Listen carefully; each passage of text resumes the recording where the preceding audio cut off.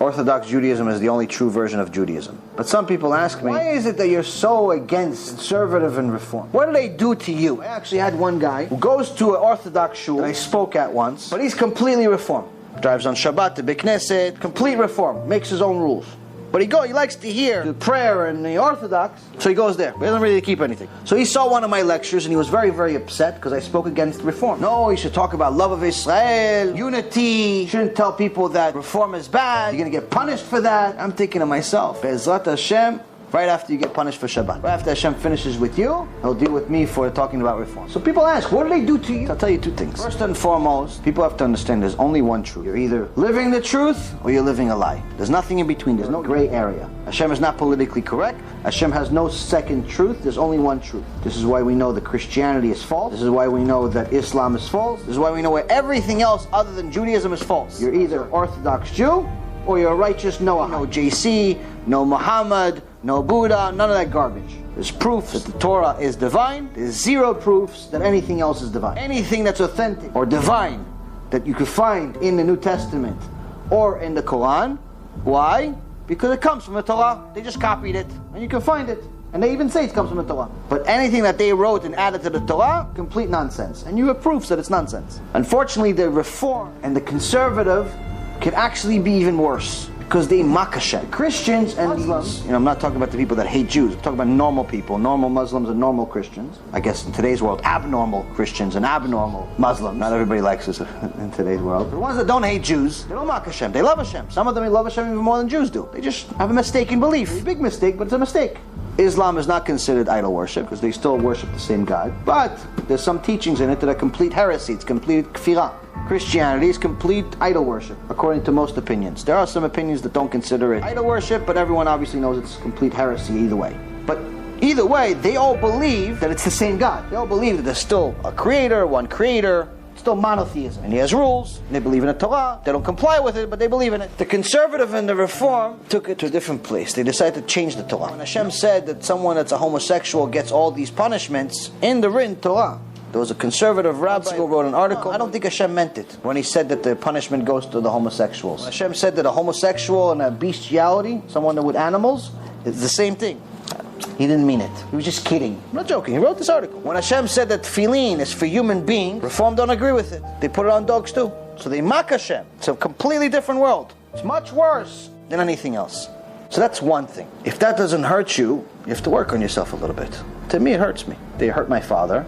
They're mocking my father. It hurts me.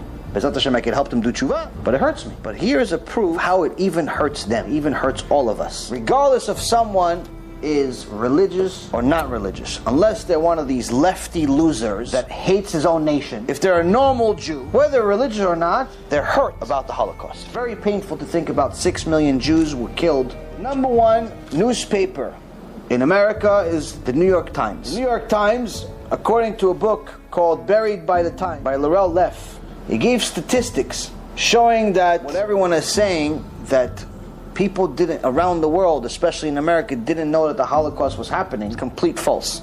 Everyone knew. And not only did they know that the Holocaust was happening, but it was published in many, many newspapers. I mentioned this to you. The New York Times itself admitted the Times has long been criticized for grossly underplaying the Holocaust while it was taking place. Clippings from the paper itself show that the criticism is valid. They admit it. 60 years later, but they admit it. Worst of all, the New York Times was not merely guilty of a series of unfortunate mistakes.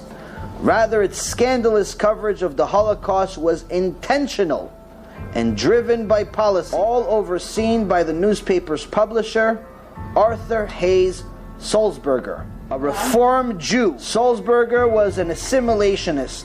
He claims that his fear was that his paper be identified as a Jewish newspaper. Honestly, this is Man magazine. I always tell you guys about this magazine. It's highly recommended. They have phenomenal stories. The story about Jews fighting the news made me so upset I stopped reading it. I couldn't read it. This particular section I read, and after I vomited, I made sure to mention it to you guys. The point I'm trying to make to you, when people say, what did these reform and conservative people do to you? You should ask yourself, what did they do to you? Even though we know, as Torah-observant Jews, that everything in the world comes from Hashem. Everything. There's no suffering without sin.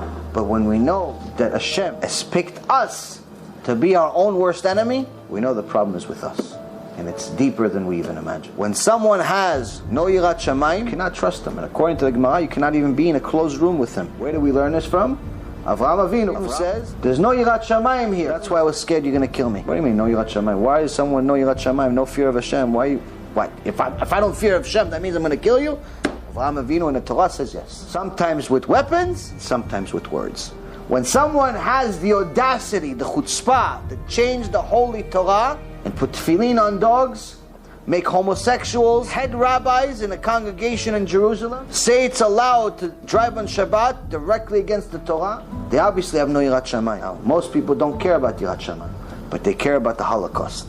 So even the members of the Reform shuls and the members of the conservative, I bet they don't know this. Because just like the few papers we wrote a couple years ago about kosher, and the different ingredients that you have in non-kosher foods, even people that eat non-kosher food didn't realize what they were eating. And just because of the disgusting ingredients you find in non-kosher food, just for that they started keeping kosher. Sometimes just knowledge is enough. Someone that knows that this is the foundation, this is who's behind reform, this is who's behind conservative, this type of understanding, who wants to be part of that?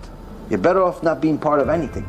The same thing goes with Moshe Mendelssohn. Lived about 250 years ago. One of the forefathers of there wasn't really conservative and reform back then, but forefathers, had a university and said, he was a rabbi. He says, I think we should have our children go to learn some secular knowledge. And he coined the saying, be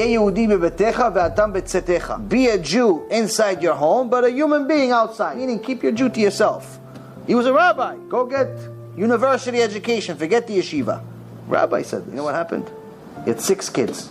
4 of them became Christians. Source, Wikipedia. There's only one truth. Not always logical to our human logic, but it's always logical for divine logic. When you know the divine logic is chukat, it's engraved, it doesn't change, you have a good start. BeEzrat HaShem, all of us will engrave this into our own neshamot and do tshuva.